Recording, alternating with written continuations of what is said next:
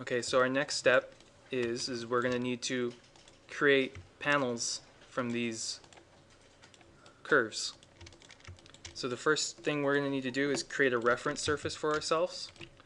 And so I'm going to turn back on, actually I'm going to type show to bring back our surface. And what I'm going to go ahead and do is the command offset surface.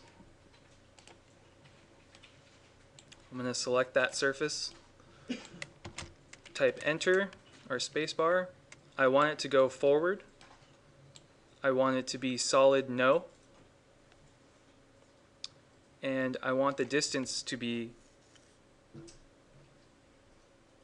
0.5 inches. I'm going to hit. Corners should be sharp? Yeah, corners can be sharp, not rounded. And that looks like, and both sides I want no on that, just want it to go on one side. And I'm going to hit enter. And so now it's offsetted that surface for us. How much was It is a 1/2 inch because I want your panels to not be any more than a 1/2 inch, right? You got to think about how deep you want your waffle frame to be. And a 1/2 inch isn't too bad, right? It's about that big, right? So right now this offset it onto my H wireframes. That's not where I want it, so I'm going to create another layer right here, and I'm going to call this one waffle frame reference, and I'm going to set that to that layer so it's on its own layer. And the next thing I'm going to do is I'm going to extend the surface on this, so that way when I extrude my ISO curves, they'll be within this boundary here. So I'm going to go ahead and extend each surface So which one is the 1 inch. So when you do extend, new one was waffle frame reference, the layer?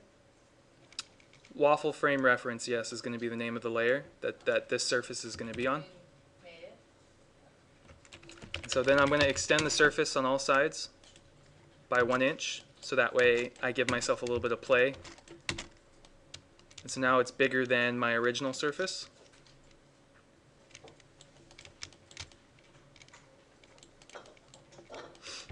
Okay, now that that's taken care of, I'm going to hide that because it's kind of in our way right now. And I'm going to go ahead and create a new layer, and I'm going to work with the vertical first. And I'm going to call this one V underscore, and I'm going to call it panel. So these are going to be my vertical panels. And I'm going to make these dark blue, so there's a little bit of difference between the color, and there's a difference between the curve and the actual surface that we create. So I'm going to select the wireframe layer, which is all these. I'm going to type extrude curve. Make sure I'm on the right layer here. Now you'll notice it's choosing a directionality for me. That's not the one I want, so I'm going to type D for directionality. I'm going to just select the endpoint, and I want to go forward with it. So now you see that they're all going in the forward direction here. And I'm just going to do a distance of 1 inch, which is 0.5 more than our surface, our reference surface. So now you can see they're all sticking out through, and they're almost not making it. So that kind of concerns me a little bit. So I'm glad I checked that. I'm actually going to go back and I'm going to re-extrude those. So I'm going to extrude the curves again. Choose the directionality, forward. And I'm just going to go 2 inches just to make sure that they make it past. And I'll check one more time. And yeah, so they're all making it past. So now that we've got that one done, I'm going to do the same thing for the horizontal. You'll notice everything I do for one direction is going to be done exactly the same for the other, because you're essentially mirroring or mimicking what you're doing for every step. So I'm going to do V underscore panel, and I'm going to make it a dark red. So I'm going to go choose red and then kind of bring it down to a darker red like that. I'm going to make that my current layer. I'm going to hide the reference and also just hide the vertical altogether because I don't need it right now. going to go ahead and select my wireframe, horizontal wireframe, and I'm going to extend the surfaces on these. Oh, sorry, extrude curves, wrong command. Extrude curves, and you notice it wants to go down again, so that's not the direction, so I'm going to change my direction to forward once more, and I'm going to choose 2 inches again, and so now I have all these extruded outward. So the next thing to do here is to turn on the reference layer,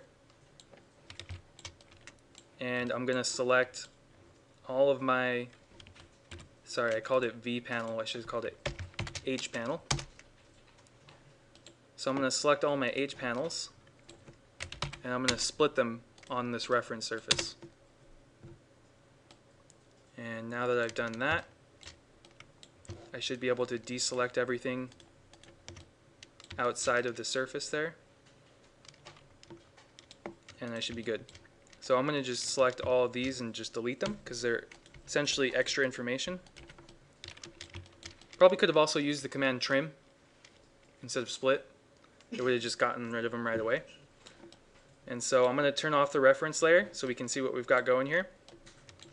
And so now we've got our first set of panels in the horizontal direction. Okay, so let's repeat this process now for the vertical. So I'm going to just turn off the horizontal and get out of the way. And I'm going to select the reference to cut off of. And let's try trim this time instead. That's not trim. Trim. So I'm going to select the reference to cut with. And then now I'm just going to click each one of these and it'll trim it away. So if I hide the reference again, you'll see here's our vertical panels. So I'm going to turn off the surface behind and just turn on our panels here, and you'll see we already have our waffle frame created. Now if you'll notice in my example, I have little notches, and these are really important because otherwise you're going to have to go in there manually and slice everything. If you predetermine where these are going to be, then the laser cutter will cut out these profiles for you, and it'll make it that much easier after you're done. So I'm going to go back to our version, and I'm going to go ahead and stop here.